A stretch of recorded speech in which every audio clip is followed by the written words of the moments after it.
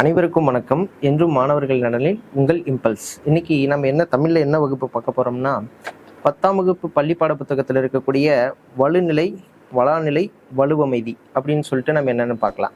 இதில் வலுன்னா என்ன, வளானா என்ன, வலுவமைதினா என்னென்னு சொல்லிட்டு நம்ம தெரிஞ்சுக்கலாம்.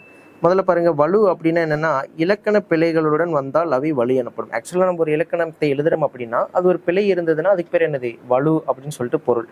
அடுத்து வளா அப்படின்னா என்னன்னா இலக்கண பிழை இல்லாமல் இருப்பதுக்கு பேர் என்னது, வளாநிலை. வலுவமைதி அப்படின்னா என்னன்னா இலக்கண பிழை இருந்தாலும் அதை நம்ம எப்படியாவது ஒன்று ஆசிரியர்கள் எழுதியிருக்கிறாங்க அப்படின்னா அது என்னது, இலக்கண பிழையா இருந்தாலும் நம்ம ஏற்றுக்கணும் அப்படின்றதுக்கு பேர் தான் என்னது, வலுவமைதி அப்படின்றத நம்ம புரிஞ்சுக்கணும்.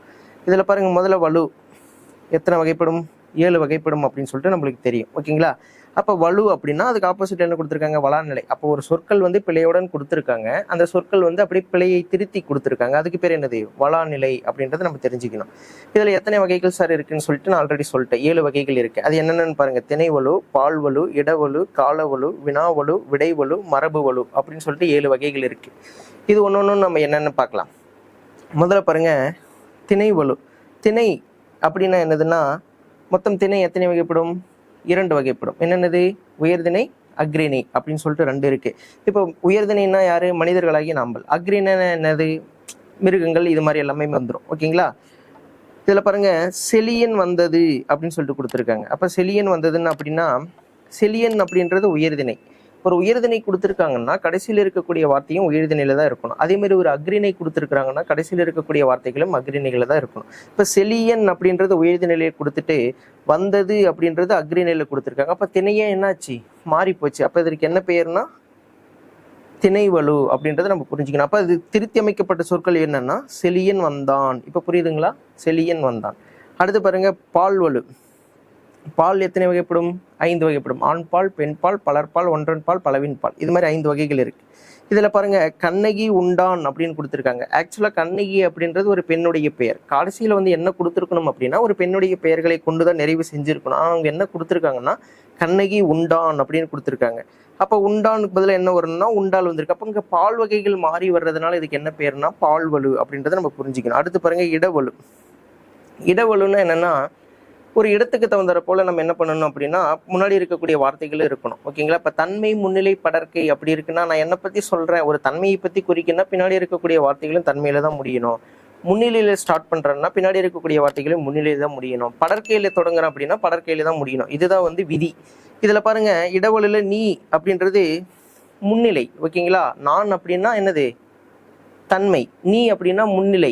அது மாதிரி தன்மை, முன்னிலை, படற்கைய நம்ம ஒரு சேரதான் வச்சுக்கணும். ஓகேங்களா? அங்க நீ வந்தேன் அப்படின்னு கொடுத்துருக்காங்க. என்னது, நீ வந்தேன் அப்படின்னு சொல்லிட்டு நீ என்றது முன்னிலையில் கொடுத்துட்டு வந்தேன் என்றது தன்மையை கொடுத்ததுனால இது என்னது, இடவலு. ஆக்சுவலா எப்படி வரணும்னா நீ வந்தாய் அப்படிதான் வரணும். அடுத்து பாருங்க, காலவலு. நேற்று வருவான் அப்படின்னு சொல்லி கொடுத்துருக்காங்க. அப்ப காலம்னா என்னதுன்னா இப்ப நிகழ்காலம், எதிர்காலம், இறந்த காலம், இது மாதிரி 3 காலங்கள் இருக்குன்னு வச்சுக்கோங்களேன். இந்த காலத்துல பார்த்தீங்கன்னா நேற்று அப்படின்றது என்னதுன்னா இறந்த காலம். ஓகேங்களா? அப்ப இறந்த காலத்துல வந்தான் அப்படின்னு சொல்லிட்டு முடியணும். ஆனா ஆக்சுவலா அவங்க என்ன கொடுத்துருக்காங்கன்னா வருவான். அப்ப நேற்றுன்றது இறந்த காலத்துல கொடுத்துட்டு வருவான்றது எதிர்காலத்துல கொடுத்ததுனால இது என்ன வலு, காலவலு. அதை திருத்தி அமைச்சோம்னா நேற்று வந்தான் அப்படின்றத நம்ம முடிவு கொண்டு வந்துடலாம்.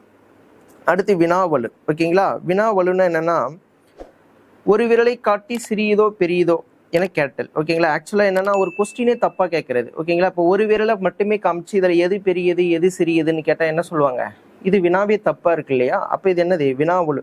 அப்ப நம்ம இது எப்படி கேட்கலாம்னா 2 விரல்களை காட்டி எது சிறியது எது பெரியது. இப்ப பாருங்க, 2 விரலை காமிச்சா இது சிறியது இது பெரியதுன்னு சொல்லிட்டு நம்மள ஈஸியா ஒரு ஐடென்டிஃபிகேஷனுக்கு வந்துட முடியும். அடுத்து பாருங்க, விடைவலு. விடைவலுன்னா ஒரு கொஸ்டின் கேட்கறாங்க அப்படின்னா அதுக்கு தகுந்தாற் போலதான் விடை தரணும். அது தப்பா விடை தந்தோம்னா அதுக்கு பேர் என்னது, விடைவலு. பாருங்க, கண்ணன் எங்கே இருக்கிறார் என்ற வினாவிற்கு கண்ணாடி பைக்குள் இருக்கிறது. ஆக்சுவலா இவங்க என்ன கேட்டிருக்காங்க, கண்ணன் எங்கே இருக்கிறார், ஒண்ணு அங்க இருக்கிறாரு சொல்லணும், இல்லை இங்க இருக்கிறாருன்னு சொல்லணும். அதை பத்தி எல்லாம் எதுவுமே, கண்ணனை பத்தி எதுவுமே பேசாம ஆக்சுவலா அவங்க எதை பத்தி பேசியிருக்காங்கன்னா கண்ணாடி பத்தி பேசியிருக்காங்க. அப்ப அந்த விடையே தப்பா சொன்னதுனால அதுக்கு என்ன பேருனா விடைவலு அப்படின்றது நம்ம சொல்லிடணும். ஓகேங்களா? இங்க பாருங்க, அதுக்கு திருத்தி எப்படி கொடுத்துருக்காங்கன்னா கண்ணன் வீட்டிற்குள் இருக்கிறார். இது என்னது, வளாநிலை. அடுத்து பாருங்க, மரபு. தென்னை மரங்கள் உள்ள பகுதியை தென்னந்தோட்டம் என கூறல். இப்போ மரபு வலுன்னா என்னன்னா, ஒரு மரங்கள் இருக்குன்னா அது இப்படிதான் சொல்லணும், ஒரு விலங்குகளுடைய பெயர்கள் இருக்கு அப்படின்னா இப்படிதான் சொல்லணும் அப்படின்னு சொல்லிட்டு நம்மளுக்கு ஒரு மரபு இருக்கு. இப்போ காகம் அப்படின்னா என்ன பண்ணும், கரையும், குயில்னா கூவும், மயில்னா அகவும், இது மாதிரி சொல்லிட்டு ஒரு சில மரபுகள் வந்து அந்த காலத்துல இருந்து இந்த காலத்து வரைக்கும் இருக்கு. அந்த மரபுகளை தான் நம்ம எப்பயுமே பின்பற்றிட்டு வரணும்.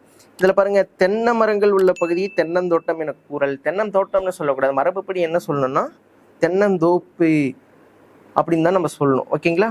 இப்போ புரிஞ்சுதுங்களா?